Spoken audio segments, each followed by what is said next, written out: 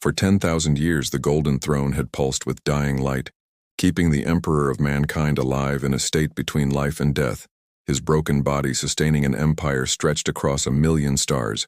Yet deep beneath the surface of Terra, in the forgotten tunnels that even the custodians no longer entered, something ancient began to stir. The air grew heavy, filled with a low hum that vibrated through the metal walls. Faint at first, but growing stronger each passing day, like a heartbeat hidden under layers of machinery and faith. Inquisitor Mara Veyne, known for her curiosity and relentless search for forbidden truth, noticed strange readings coming from beneath the Imperial Palace, energy spikes that did not match any known pattern of the Throne's systems. The High Lords dismissed it as noise, and the Mechanicus priests refused to investigate, fearing it might disturb the sacred machine, but Mara could not ignore the signs. Her dreams had grown strange too, visions of golden light, voices calling her name, and a shadowed figure sitting upon a throne of bones and stars. She knew it was dangerous to question anything related to the Emperor, yet the pull inside her mind was stronger than fear. Late one night, she descended into the sealed levels beneath the palace with a small team of trusted agents. The deeper they went, the colder the air became, and the light from their torches seemed to shrink as if the darkness was swallowing it. Faded inscriptions lined the walls, written in languages older than the Imperium itself. One of her aides whispered that they should turn back, but Mara pressed forward, her eyes fixed on a distant glow that flickered faintly at the end of the corridor. When they reached the source, they found a massive door made of black adamantium, covered in sigils that pulsed with a faint golden shimmer.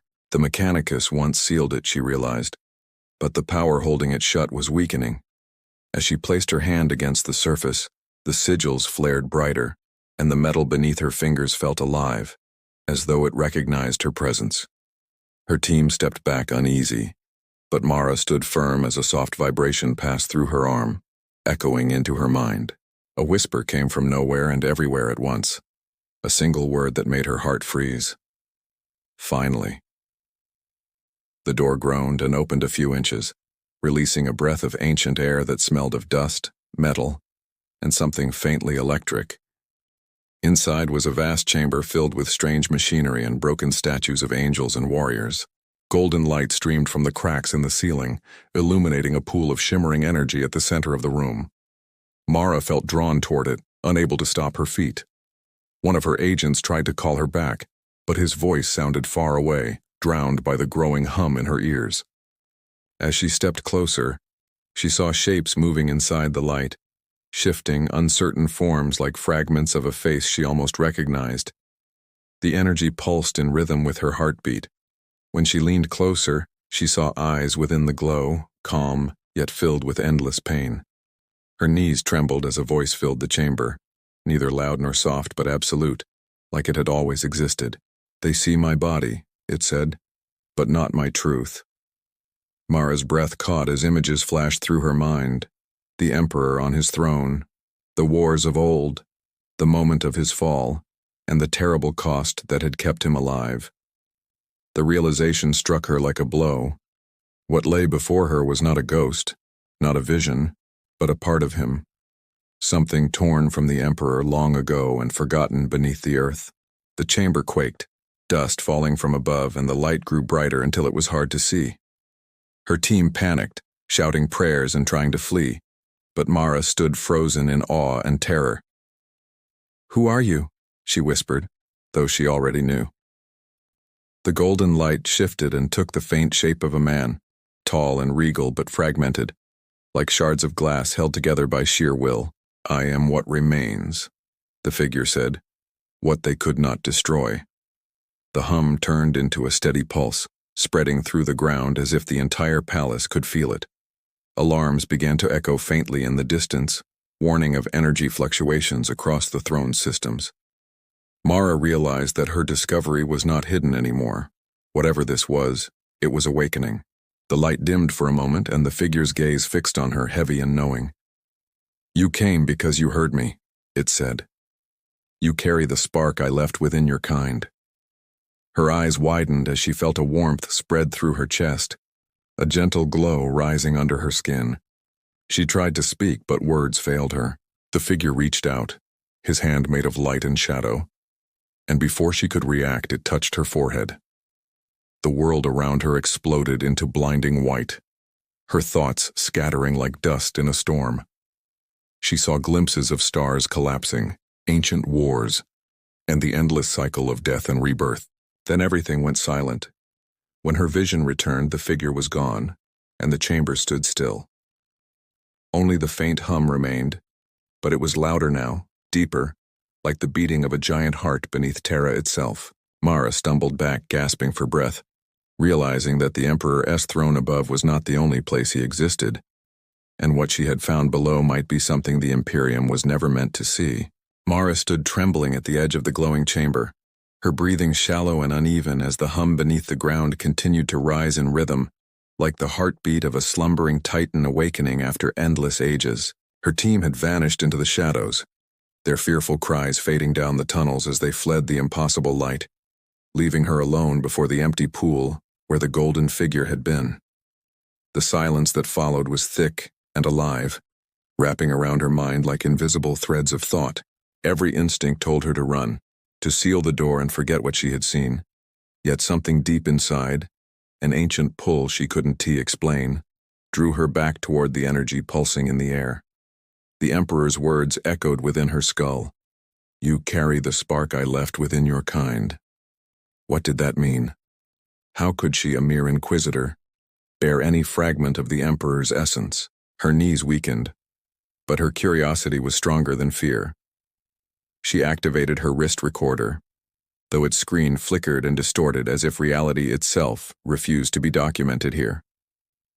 The walls of the chamber glowed faintly now, revealing carvings that had been invisible before, scenes of a man surrounded by fire, reaching toward the stars while shadowy figures pulled him down. Each image seemed to move slightly when she looked away, whispering of forgotten wars and broken promises. She realized these were not mere carvings, but memories imprinted upon the stone. As she traced one with her gloved hand, a jolt of cold surged up her arm, and her mind was flooded with visions of Terra in a time before the Imperium. Green skies, vast oceans, and a humanity untouched by darkness. Then she saw the same golden figure, but younger, walking among ordinary people, smiling, teaching, building. The image twisted suddenly, the sky cracked open, and fire rained from the heavens. The same man turned his face toward her, eyes filled with sorrow. "They will make me a god," the voice said inside her mind. "And gods must always suffer." Mara tore her hand away, gasping as the vision shattered. The air was colder now, but the pool of light began to stir again, forming ripples that shimmered like liquid sunlight. From it rose faint echoes, fragments of voices speaking in unison, overlapping words from countless lifetimes. She recognized some of them, ancient prayers she had heard in temples and cathedrals across the Imperium, but now they sounded wrong, reversed, like the prayers had always been answered but no one had ever listened. "Who are you?" she demanded, her voice shaking. The echoes twisted together, forming a faint outline of the Emperor once more, though now dimmer and unstable as if he were struggling to stay connected. "I am the thought behind the throne," the voice said softly. "The mind that was left behind when the flesh became the prison." Mara's eyes widened as she realized what that meant. The Emperor's soul had been torn in two, one part bound to the golden throne above to maintain the Astronomicon, and the other trapped here, buried and forgotten, existing only as a shadow of consciousness. "Why are you here?" she asked. The figure flickered, his expression filled with both kindness and unbearable grief.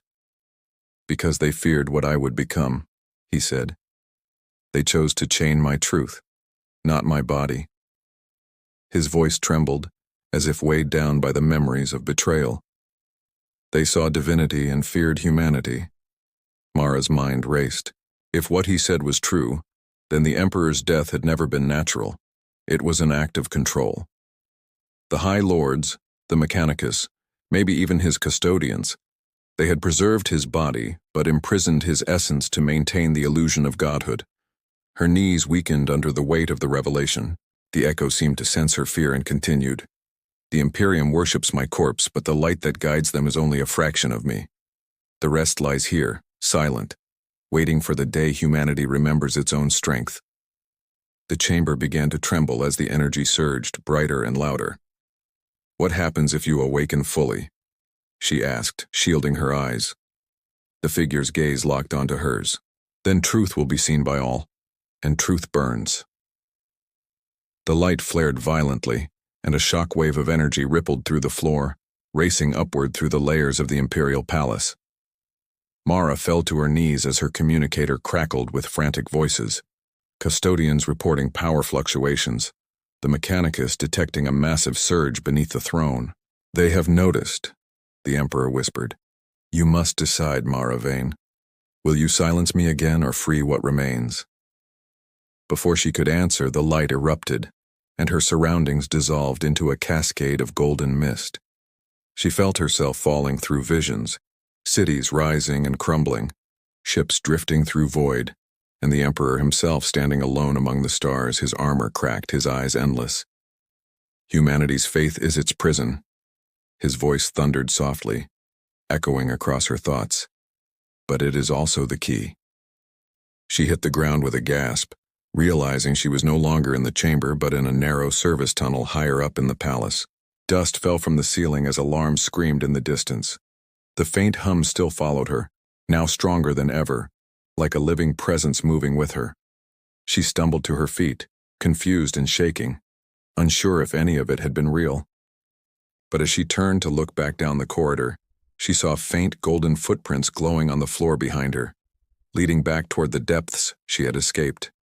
They pulsed once, twice, and then faded, but the warmth in her chest remained. The Emperor's whisper lingered in her mind, quiet but clear. "The truth is waking, and you are not alone."